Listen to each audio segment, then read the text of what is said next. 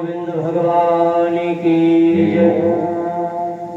कर्म योगी राजा परीक्षित ने श्री सुखदेव जी महाराज से कहा, राजन, भगवान की पावन कथा आज चतुर्थ दिवस में आप हमें श्रवण। सुखदेव जी महाराज ने कहा, राजन, भगवान की पावन कथा श्रवण करने वाले व्यक्ति को क्या करना चाहिए? सुखदेव जी महाराज ने कहा, राजन, इस संसार में जिसने मनुष्य तन पाया है और मनुष्य तन पाने के बाद भगवान की कथा को नहीं श्रवण किया, तो राजा परीक्षित ने कहा, महाराज, इस संसार में बड़े बड़े ज्ञानी ज्ञानी ऋषि मुनि भगवान की माया से सभी भ्रमित हो जाते हैं, तो जीव का भगवान की भक्ति में मन कैसे लगे, इसके लिए हमें मार्गदर्शन। महाराज, ये मन बड़ा चंचल है, भगवान की भक्ति कैसे करें और भगवान की भक्ति में मन कैसे लगे? तो राजा सुखदेव जी महाराज ने कहा, राजन, जैसे सुई में धागा डालने के लिए धागा को पतला करना पड़ता है, सुई है और धागा जब उसमें डालोगे तो उसे पतला करना पड़ता है, उसी प्रकार सुखदेव जी महाराज ने कहा, राजन, संसार में काम क्रोध लोभ मोह अहंकार का जो धागा, उसे हटाने के लिए पहले उसे पतला करना पड़ेगा, और जब धागा पतला हो जाएगा तो सुई में पुरो जाएगा। उसी प्रकार भगवान की भक्ति भी इसी प्रकार करना चाहिए। कहा, राजन, भगवान की पावन कथा अब आप क्या सुनना चाहते? सुखदेव जी महाराज से कहा, महाराज, हमें महात्मा अम्बरीश का पावन प्रसंग सुनाओ। मैंने सुना कि महात्मा अम्बरीश ने एक बार ऐसा अपराध कर दिया, दुर्वासा जी का अपमान कर दिया, तो दुर्वासा जी ने अम्बरीश को मारने के लिए कृत्या नाम की अग्नि प्रकट कर दी। महाराज, इस प्रसंग को हमें सुनो। तो सुखदेव जी महाराज ने कहा, राजन,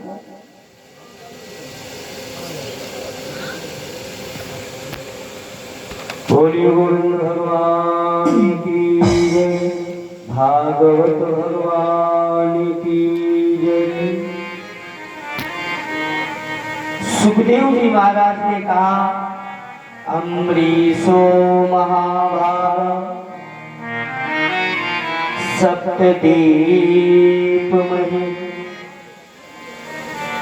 सुखदेव जी ने कहा, राजन, महात्मा अम्बरीश जी का सप्तद्वीपों तक राज्य था, जो 7 समंदर पार तक राज्य था।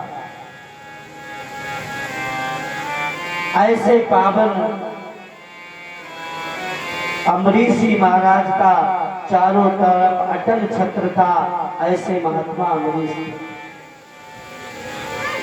पर इतना सब होने के बाद महात्मा अम्बरीश स्वयं ही भगवान की पूजा करते थे। राजा थे, सप्तद्वीपों तक इनका राज्य था, नौकर चाकर सभी घर में है, महल में, पर भगवान के मंदिर में स्वयं ही जाकर पूजा करते थे, नौकरों से नहीं कराते। तो आजकल जो सेठ लोग होते हैं, उनके पास भगवान का भजन करने का समय नहीं, तो वहां पर वो आचार्य लोग लगा देते पूजा करते। पर यहाँ महात्मा अम्बरीश स्वयं ही मंदिर में झाड़ू लगा, और इतनी भक्ति करते थे, स्वयं मंदिर में झाड़ू लगाते थे, नित्य ये नियम था। और इतनी महात्मा अम्बरीश की पावन कमल के समान पत्नी जैसा पति का स्वभाव वैसा पत्नी का स्वभाव। और जिस घर में पति अगर भक्तिमय हो या पत्नी भक्ति करती हो, एक लोग करते हो, तो घर में कले कले से रहे। और जिस घर में दोनों लोग भक्ति करते हैं वहां पर ब्रह्म का वास होता है, वहां पर भक्ति नृत्य करते। महात्मा अम्बरीश जी ने हजारों गायों का दान दिया और संसार की जो भी संपत्ति थी उसे मिट्टी के ढेर के समान समझते और कई लाखों गायों का दान दिया। और ऐसी गाय नहीं दी, सोने के सींग मरवा के दिए, चांदी के खुर, ऐसे 1.25 लाख गायों का दान।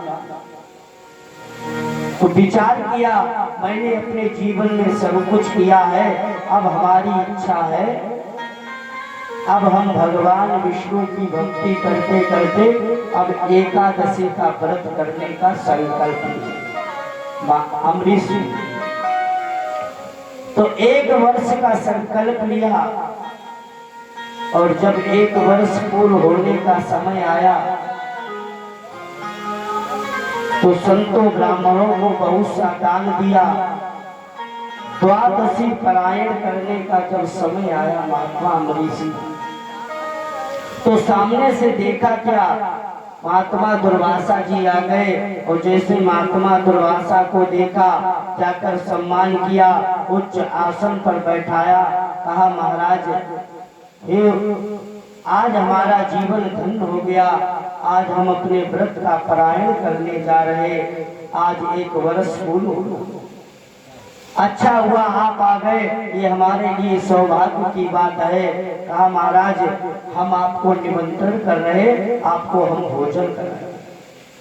और महात्मा अम्बरीश जी ने जाकर दुर्वासा जी को निमंत्रण देकर अपने कक्ष में बैठा और इधर समय देखा है कि द्वादशी कुछ ही क्षणों की है। विचार किया मेरा संकल्प है मैं अपना व्रत द्वादशी में ही जीतूंगा और ये समय कम रह गया। विचार किया अगर मैंने इस समय को छोड़ दिया तो अपराध होगा, संकल्प खंडित हो जाएगा। महात्मा अम्बरीश के धर्म संकट में पड़ गए, विचार किया क्या करें, तो आचार्यों से परामर्श किया अब हमें क्या करना चाहिए। मैंने महात्मा दुर्वासा जी को निमंत्रण दिया, अगर मैंने कुछ खा लिया तो ये बहुत बड़ा अपराध होगा। तो आचार्यों ने कहा महाराज आप ऐसा करो जलपान कर लो, जल पी लो।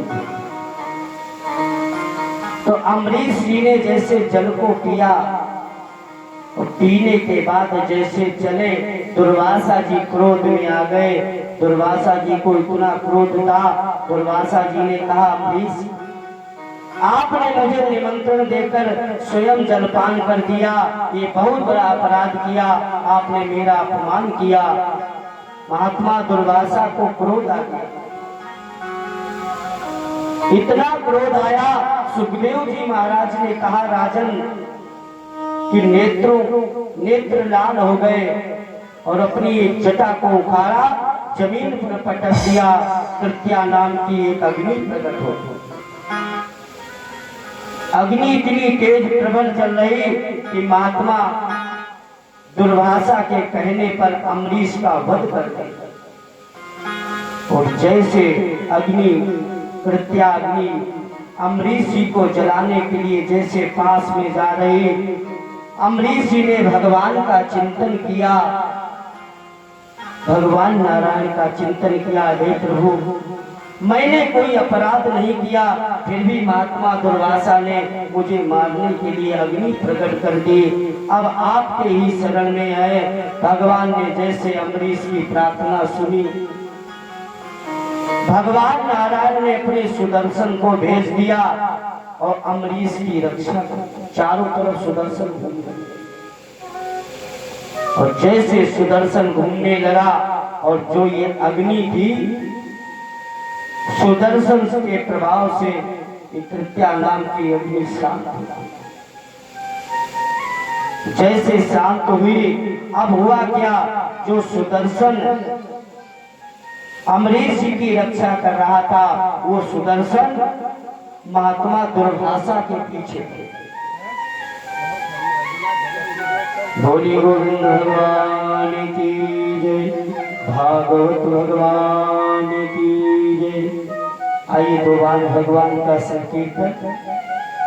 अब ये सुदर्शन महात्मा दुर्वासा के पीछे जा रहा।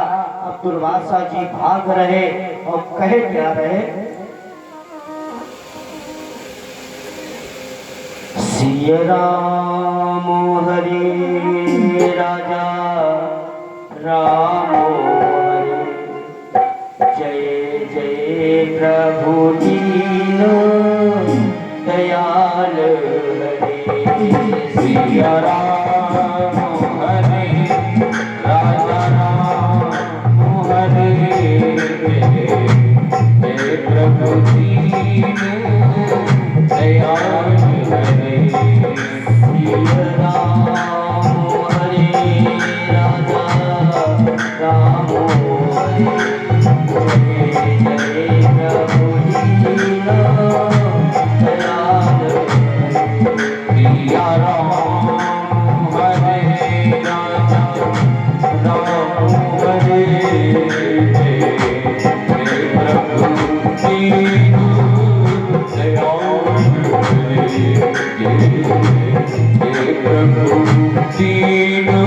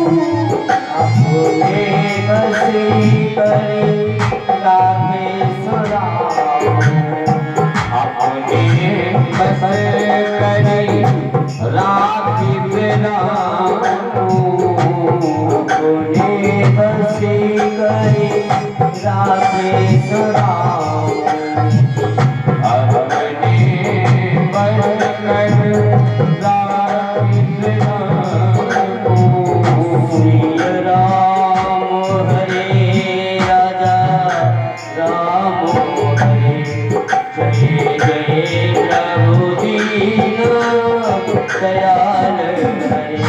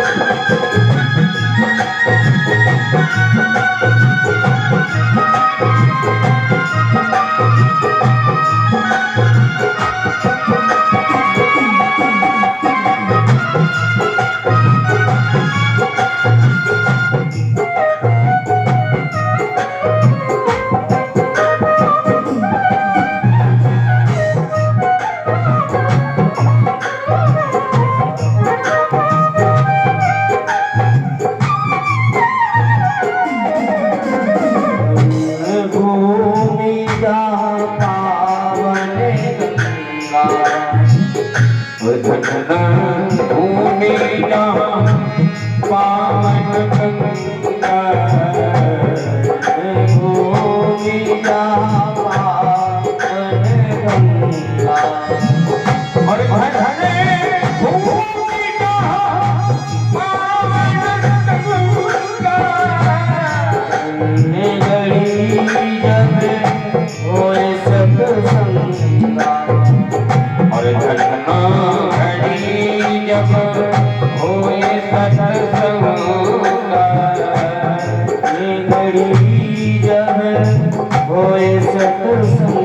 धन घड़ी जब होए सत्संग का